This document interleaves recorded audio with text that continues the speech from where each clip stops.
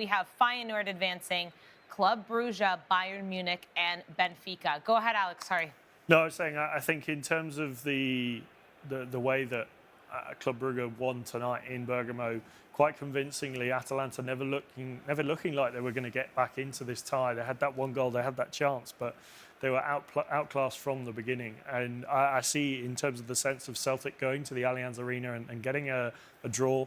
Yes, they were knocked out at the end of the day in terms of the two legs and the tie and how the first leg went. But I think it's just really disappointing how Atalanta performed tonight and how they didn't ever really come out of the blocks. I think when you look at how Club Brugge came into this game and started this game, they were on the front foot. Atalanta weren't ready, and they didn't start off in the right fashion, and that meant that they were behind from the get-go. So I think 2 shocks and a brilliant night of Champions League football and goals galore.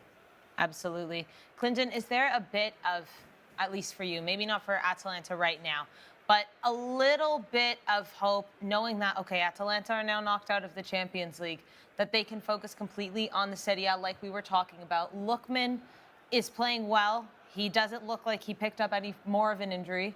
And maybe they can make a run to try and challenge for the title. 5 points off the top from Inter. They still have to play Inter. They still have to play Milan, Lazio, Juve. So massive games coming up in the Serie A. Empoli this weekend. You can get that on SportyTV. But obviously, all the focus is now here. Yeah, I mean, it's obviously a very... I mean, everything you've said is pretty much very correct. They now have to face... Nigerians say, you now have to face France.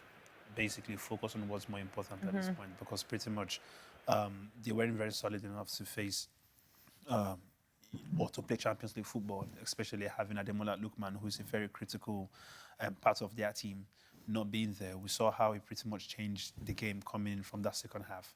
So the teams you've just mentioned, they are going to play Inter, AC, Juve, like, you know, these are serious matches, and they would need to put their heads down. They would need to make sure that, you know, they are pretty much coming back to being the Atlanta we used to know. You know, having their star boy. Like I said, sometimes one player doesn't do it, but, you know, we could clearly see how impactful this guy playing for them, Ademola Lookman, we see how much, you know, impact he brings to the team. We can clearly see, you know, how much he changes everything. So I think now it's for them to go back, you know, bring their heads down, out of Champions League football, which is very sad. You know, I would have loved to see Ademola Lookman more in that competition, if not for anybody, but at least for him.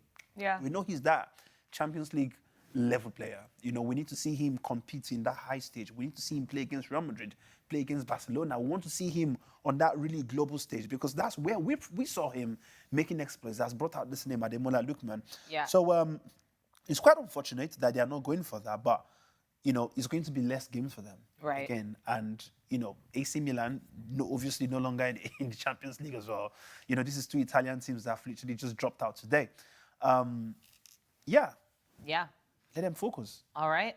Alex, I have to ask you regarding Club Brugge. Right now, they will play either Lille or Aston Villa. First of all, is Club Brugge the underdog of the Champions League thus far? And how do you see them pairing up against the likes of a Lille or an Aston Villa?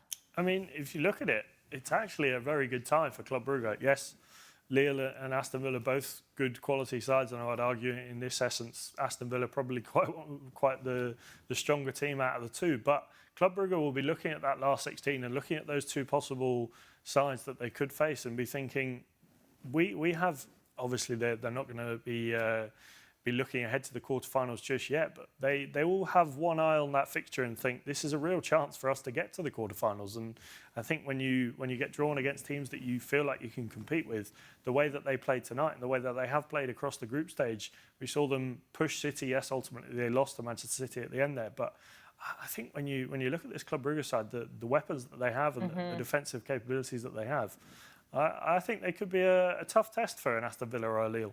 I think so too, and I almost think more for Aston Villa. I don't know why. I think Lille is a little bit more similar side to them, and yeah, I mean, let's see. The draw's on Friday. Chantal, I'll ask you the same question. Benfica going through. I know you're not happy, but like I said, it means they either play Barcelona or Liverpool.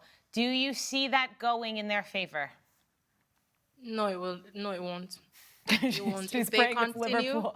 She's praying it's Liverpool so she can beat them. no, honestly, I feel like whether they play Liverpool or Barcelona at this level or how they played tonight, it's going to be an easy win for either Liverpool or Barcelona because again, I've seen where it was poor decision making. There's so many times they had chances that they could have taken, missed chances. It was really a bad game, and I don't know if they got lucky or Monaco was just that terrible. And I don't think that was the case because they really tried to give it their all, but I guess the better team won. So I feel like it's going. I can confidently say if they play like this against Liverpool or Barcelona, it's over for them. Chantal, do you not think that if they face these high level teams, these teams that seem to be performing to a very high standard in European football, do you not think they would have some kind of reason to buckle up? And because the truth is, this is what usually happens in football, right? Where you see some kind of average team, you feel like, okay, I have enough room to just level down and play bang average or whatever. When they face these higher teams, do you not see Benfica kind of like I mean, putting up? hopefully, that's what I was saying. Maybe they were comfortable playing the way they were because they were facing a Monaco. Because I couldn't understand what, for example, I kept going at Pavlidis, going at him because I know the caliber of player that he is, and he was basically quiet the entire night.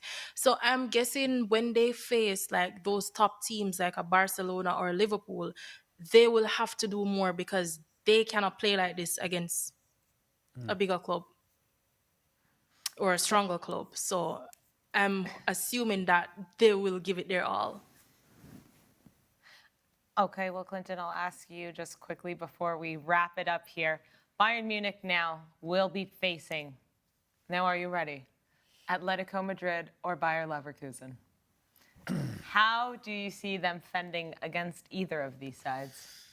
I mean, we saw about Leverkusen and Bayern Munich just this past weekend, and it was Weren't- pretty much. Sorry? Weren't you sleeping? No, I was watching. Oh, I meant because the match put you to bed. It's past his bedtime. Let him- No, because it was 0-0, and we obviously were expecting a lot more from that match. Yeah. Like I said, there's a whole different vibe that comes to Champions League football. Now, if they play Atletico Madrid through this, with this standard that that we've seen them struggle against the Celtic, I'll see an Atletico Madrid on a good day, on their good day, literally burying Bayern easily. When you look at the kind of caliber of players that they have there, I don't think. Yes, I know Bayern Munich, they have everything it takes to win even a Champions League trophy, but we're not seeing it this season, and I don't know if it's the influence of Vincent Kompany. I don't know if there's something that's just died off from the team. Yes, okay, like we said, in their league, even without a coach, we know they'll still be able to put up some kind of. They would always win. I don't really see the German league as that league that we would say is going to give them any kind of headache. So to me, I'm not going to call it a farmers league, right? I'll just call it maybe a farmers league pro. I don't know how to put it, right? If Bayern Munich as a team right now, if they just take them and say, come to England as a team, I don't see them being in the first 12, if you ask me. Because I'm looking at them, I feel like they are just a glorified, I don't know which team I'll say. I think they are more like a glorified, God help me. If you look at how badly it's an overstatement, but how much difference there was between Bayer Leverkusen and Bayern Munich last season under Thomas Tuchel. Yes, it was mostly down to the fact that Bayer Leverkusen were storming the league and one of the best teams in Europe. But I actually think, looking in the Champions League, Bayern Munich last season were a lot more threatening. We see them beat Arsenal, they push Real Madrid to the very end. Last season's Bayern Munich feel a lot more threatening in the Champions League than this season's Bayern Munich, even though this season's Bayern Munich are 8 points clear at the top of the Bundesliga? Yeah. Yeah, of course, yeah. Yeah, there's definitely been a drop. There's definitely been a drop. I mean, and this drop is not the kind of drop that you say is just a tiny bit. It's very evident. It's very, you could literally just see it. Like, I'm telling you that now they've now gotten to the level where they are playing in the football den of Lions. Yeah. Right? If they go with this performance, It's going to end poorly. All right. Well, only time will tell, but that's it for us today. We hope you enjoyed the watch long, but we will be back tomorrow, and it's the big one. Real Madrid hosting Manchester City. Clinton will be at that game, so he'll be joining us from there, and I'm sure it will be just as dramatic as we think. Chantal, thank you so much. Alex, thank you so much. Clinton, thank you so much. Guys, for those of you who are watching, thanks for joining us. We'll be back again tomorrow, same time, same place, doing it all again. It's Real Madrid and Manchester City.